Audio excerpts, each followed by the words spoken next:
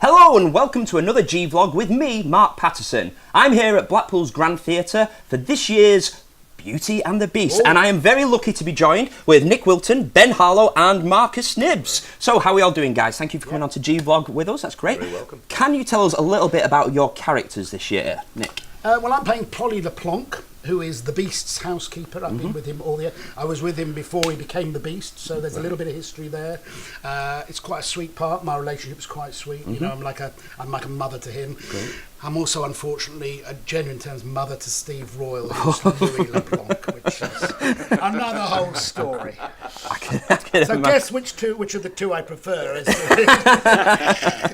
And Ben, what character is it that Yeah, you're I'm playing Hugo Pompidou, who is his French, so I think he sounds French. Maybe there's a little hint of German there, but hopefully French. So he's very arrogant, you know, he's the village kind of Lothario, I guess, presumes Bella's going to fall for him. Right. Accept his advances, but she doesn't, which kind of leads to kind of quite exciting and scary consequences. Great. But Hugo Pompidou. Sort of a baddie. Hugo Yeah, the Pompidou. baddie. But he's a sexy baddie. Oh, Well, I sexy don't know baddie. about that more, yeah. I think so. Bit of Bruce Forsyth meets John Cleese meets Hugo Pompidou. Very good. And Marcus, yourself?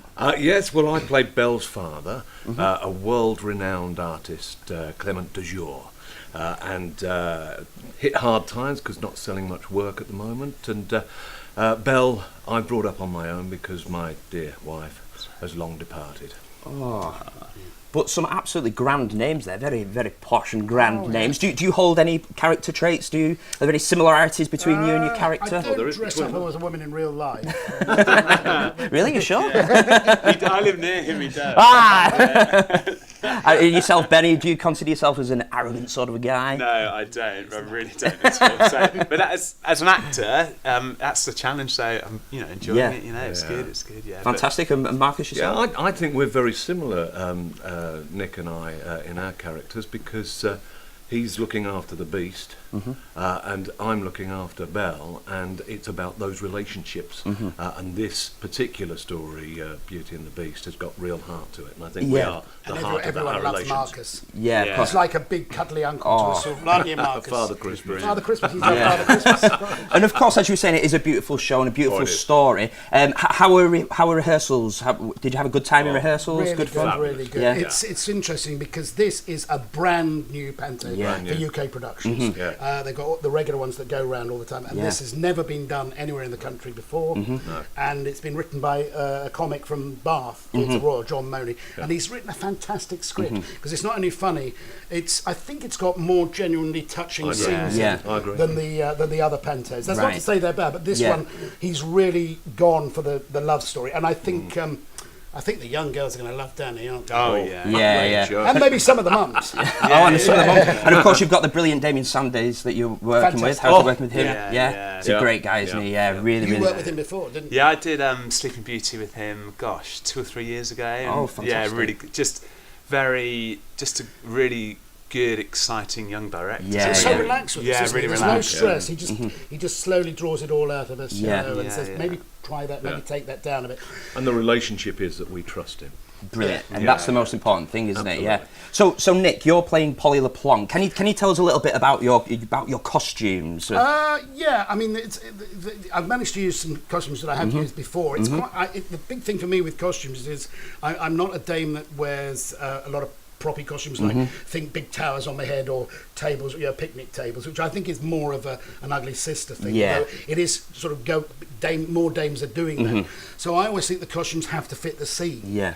So if I'm in the kitchen, it's really got to be like kitchen costume. If I'm going to bed, then it's nighties.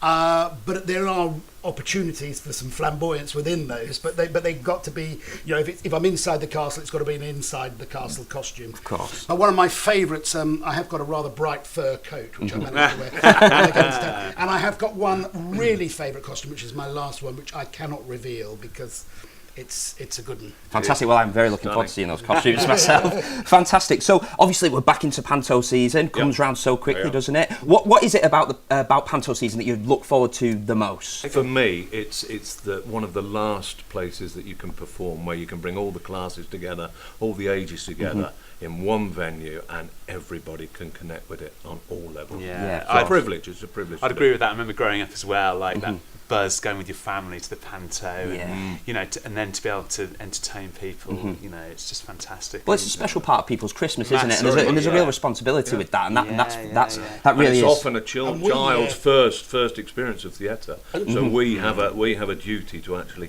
make them want to come back for more. And also, you become a unit for that 6 weeks you're together. Yeah. And this company this year, we're having so much fun. Too much fun at times. Including Steve Royal. How's that going? Definitely, yeah. Are there any pranks? Has he played any pranks on you yet, Steve? It's constant. He'll turn up late to rehearsals because he's been doing his radio show. So he turns up late. You're in the middle of the number, and he'll walk in eating his fish and chips, and stand there, and then do the scene with his fish and chips, and throw the chips in your face. It's just non-stop. I am so glad I was here in 2014, and I've been working at Theatre Royal Bath with another comic for 3 years. I am so glad that I worked with Steve before I this year. Because if I'd done 3 years with someone else and then came to Steve, I would have gone, what on earth? But I knew what he's like. It's just great being with him. Brilliant. It keeps you on your toes, doesn't it? And it just gives the show that spark. And you just have to wait. You just have to bide your time and pull faces until you think he's finished. Absolutely. You have to create scenes around him where we're static, he gets on with it, and when he's gone, then we can get on with ours. Yeah, of course. now with, obviously there's so many performances over Christmas. You're doing 2 shows a day. How will you be celebrating Christmas this year? It's a tricky one. I thought I'd managed to find a pub with a table free for Christmas lunch. My wife's coming up, and I went back today and it had gone. No! So if anyone has, so I live down in Kent, so naturally really close to we Nick. live in the same town. We do. Yeah, we support the same football team. Whitstable Town. Oyster Boys. Oh, you're the 2 fans, huh? They're called the Seasiders as well. Blackpool called the Seasiders. Yeah, they're called the Seasiders. We're happy to be by the sea, aren't we? Yeah, so my wife, she won't be up for Christmas, but she's coming for a few days before Christmas, so likewise, got to find somewhere nice for Christmas lunch. Lovely. But the schedule's so crazy, as you know, Mark, and it's actually nice to have a quiet day, not do too much. Then we it's kind of back in. We were back in Boxing Day, weren't we?